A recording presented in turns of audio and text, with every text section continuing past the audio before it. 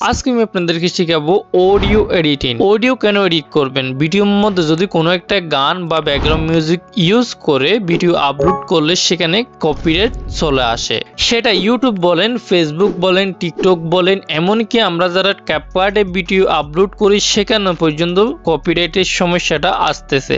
Copyright free গান music আছে, তবে সেগুলো ইউজ করার মতো না। আমাদের যে পছন্দের গান মিউজিকগুলো আছে সেগুলো ইউজ করলে কপিরাইট আসে।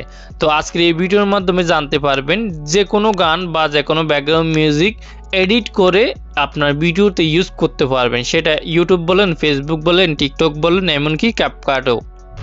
ওকে, অডিও এডিট করার জন্য আমরা ক্যাপকাট অ্যাপসটি ইউজ করব। আপনাদের কাছে না থাকলে অ্যাপসটি প্লে স্টোর থেকে ডাউনলোড করবেন। ডাউনলোড করার পর ওপেন করবেন। ক্যাপকাট অ্যাপসটি ওপেন করার পর নিউ প্রজেক্টে ক্লিক করবেন। এরপরে যে গানটা অথবা ব্যাকগ্রাউন্ড মিউজিকটা এডিট করবেন সেটা সিলেক্ট করবেন। সিলেক্ট করার পরে অ্যাডে ক্লিক করবেন।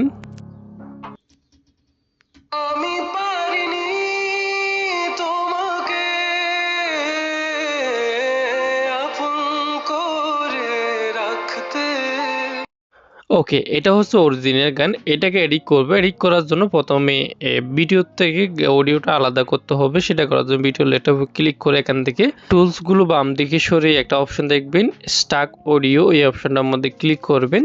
তারপর অডিওটা আলাদা হয়ে যাবে।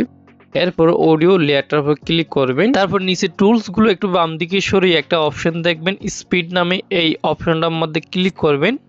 এরপরে এই লাইনটা হালকা কমিয়ে 0.9x রাখবেন। এরপরে উপরে অথবা নিচে একটা অপশন দেখবেন কি পিচ, এই অপশনটা অন করে দিবেন। এটা অন করলে কি হয়, এই যে অডিওটা আছে সেটার কণ্ঠ চেঞ্জ হয়ে যাবে।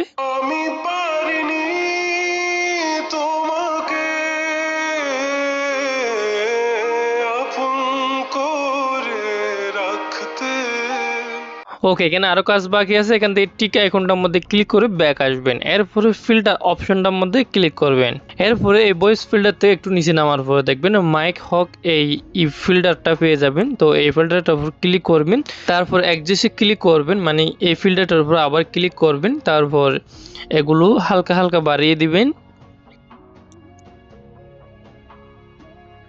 এখন আমাদের এই অডিওটা লোফিসনের মতো হয়ে গেছে। তো এই অডিওটা যদি আপনারা ভিডিওতে ইউজ করলে কখনো কপিরাইট স্ট্রাইক বা ক্লেম আসবে না, যে কেন ইউজ করো না কেন। এখানে আরেকটা ওয়ে আছে, স্পিডে যাওয়ার পরে এটা বাড়িয়ে দিবেন, মানে বাড়িয়ে দিবেন অতটুকু 1.1x করে বাড়াবেন। তো উপরে টিক আইকনে এটা রেখে দিবেন। তারপর টিক মারে ক্লিক করে ব্যাক আসবেন। ব্যাক আসার পরে আবার ফিল্টারে যাবেন। ফিল্টারে যাওয়ার পরে এখন হচ্ছে এই ফিল্টারটা ইউজ করবেন।